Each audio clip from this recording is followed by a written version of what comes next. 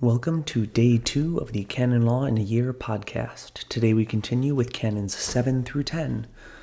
If you want to follow along, we are using the translation from the Canon Law Society of Great Britain and Ireland, which you can see on the website www.canonlaw.ninja. Before we begin, I'll explain one thing, and that is the difference between a universal law and a particular law.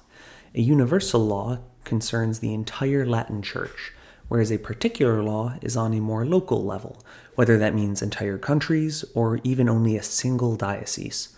This will be relevant shortly. And now, Canon 7. A law comes into being when it is promulgated. Canon 8. Universal ecclesiastical laws are promulgated by publication in the Acta Apostolicae Sedis, unless in particular cases another manner of promulgation has been prescribed. They come into force only on the expiry of 3 months from the date appearing on the particular issue of the Acta, unless, because of the nature of the case, they bind at once, or unless a shorter or longer interval has been specifically and expressly prescribed in the law itself. The Acta Apostolicae Sedis, or the Acts of the Apostolic See, is the official journal of the Holy See, which is published 12 times a year and, of course, is published in Latin. In general, new laws that apply to the entire Church are established by their inclusion in this journal. But they don't take effect immediately. Once it is published in the Acts, it takes effect 3 months later, thereby avoiding any difficulties that could be created by a sudden change in the law. If you would like to have a look at the Acta, I'll post a link to it in the description of this episode. Just scroll to the bottom of the page for the most recent issues that are available on the Vatican's website. Continuing Canon 8.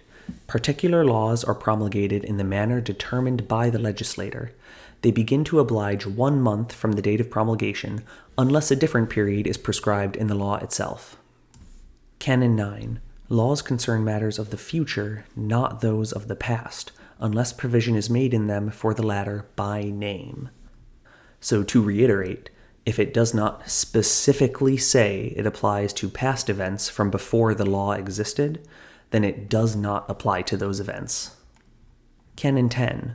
Only those laws are to be considered invalidating or incapacitating which expressly prescribe that an act is null or that a person is incapable.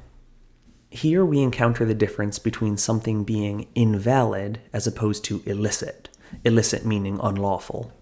What Canon 10 is doing is clarifying that it will specifically say when an act is invalid. If an action is illicit, it still happened, it was just illegal. But if the action is invalid, the thing itself never actually happened. Here's an example. Canon 1050 states the documentation needed to lawfully ordain a man to the priesthood.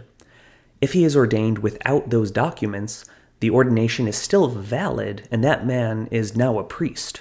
However, Canon 1024 states, quote, "Only a baptized man can validly receive sacred ordination."